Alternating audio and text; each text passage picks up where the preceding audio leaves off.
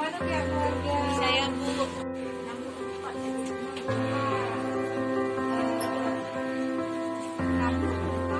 Beliau ini sudah cek ini dari kapan? Masih ada sampai sekarang obat-obatan. Jadi ibu ini sama sekali tidak dikonsumsi. Ada dokter dan obat-obatan terus. Masih bisa. Terus kapan terakhir berobat? Pas sebelum sudah pasti rumah sakit. Yang terapi Tidak banyak sih isinya, tapi kami yakin untuk sepanjang ibu perawatan di rumah sakit pasti ini kami sama membantu ya.